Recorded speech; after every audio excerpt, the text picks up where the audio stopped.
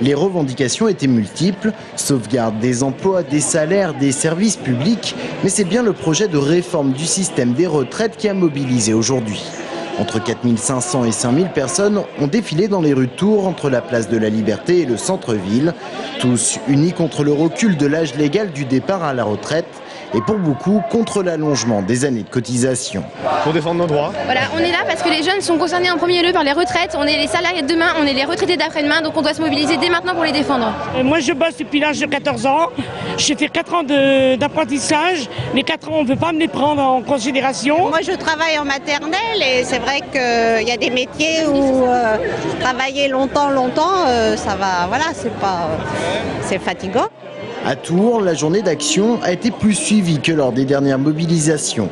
Il faut dire que le gouvernement a confirmé hier le report de l'âge légal du départ à la retraite. Je suis retraité, j'ai pu choisir le moment de ma retraite, même si je ne l'ai pas pris à 60 ans. Il faut quand même que les gens aient le choix. Et c'est pas en faisant payer les petits salaires qui cotisent depuis 40, 42, 43 ans qu'on va régler le problème. Si tout le monde travaillait à partir du moment où il met les pieds dans l'emploi jusqu'à 60 ans, déjà on aurait une situation de plein emploi pour tous qui amènerait des cotisations au système et qui réduirait le déficit. Mais ça ne suffirait pas, bien entendu. Il faut aussi augmenter le niveau des pensions et pour ça il faut trouver des financements. Dans les rangs de la manifestation, salariés du public et du privé, mais aussi retraités et élus de gauche. Tous dénonçaient aujourd'hui une réforme qu'ils estiment injuste et qui porte essentiellement sur les petits salaires.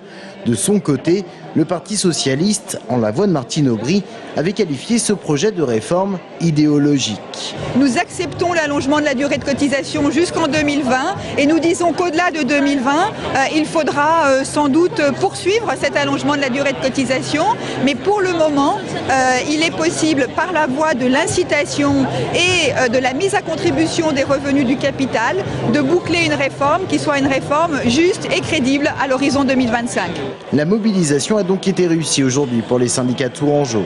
Les forces ouvrières ne s'étaient pas associées au mouvement.